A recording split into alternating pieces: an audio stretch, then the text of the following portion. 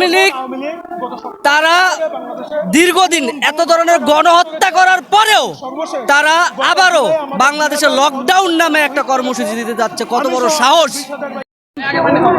ধন্যবাদ আমাদের সহযোদ্ধা ভাইদের এবং শুকরিয়া জানাচ্ছি দেশের সকল মানুষদের এবং সচেতন মহলদের। এই আওয়ামী ফ্যাসিস্টরা বিগত 16 বছর আমাদের নিরীহ মানুষদেরকে জেল জুলুম এবং বিরোধী দলমত সব নির্বিশেষ করেছে এই আওয়ামী লীগ তারা দীর্ঘদিন এত ধরনের গণহত্যা করার পরেও তারা আবারও বাংলাদেশে লকডাউন নামে একটা কর্মসূচি দিতে যাচ্ছে। কত বড় সাহস!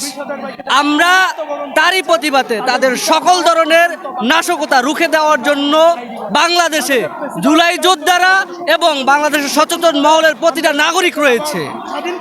আপনাদেরকে সাবধান করতে চাচ্ছি, যারা বিদেশে বসে অনলাইনে বিভিন্ন কর্মসূচি দিচ্ছেন, সাহস থাকে ইসে আসেন, বাংলার মাটিতে আসেন, আইসা একটা কর্মসূচি দেন। পালায়া থাকে গর্তের ভিতর থেকে ওই যে 500 টাকা দিয়ে টোকাইদেরকে দিয়ে ককটেল নামারে নিজেরা আসেন। এত যদি সাহস থাকে নিজেরা মাঠে আসেন, আইসা দেখেন যে আপনাদের বাপরা এখনো মাঠে আছে। পালাইছেন কেন? এত সাহস, এত লকডাউন দেওয়ার হেলিকপ্টার নিয়ে পালাইয়া গেছেন কেন? থাকতেন বাংলাদেশে, ছিঁড়ে ফেলতাম বাংলার মাটিতে। বিদেশে আছেন, চুপ করে বসে থাকেন। আমাদের সময় সুযোগ যখন হবে আপনাকে ধরে এনে ফাঁসিতে লটকাবো। যদি বেশি বাড়াবাড়ি করেন, আপনার নেতাকর্মীরা এখনো বাংলাদেশে শান্তিপূর্ণভাবে জীবনযাপন করতেছে, আমরা কাউরে কিচ্ছু বলতেছি না, দেশের আইন অনুযায়ী বিচার করা হবে। কিন্তু যদি উস্কানিমূলক এরকম কর্মসূচি আর একটা দেন, আপনাদের যে জায়গায় যে স্থাপনা আছে প্রতিটা ইট খুলে নিয়ে যাবে জুলাই যোদ্ধারা, বাংলার জনগণ।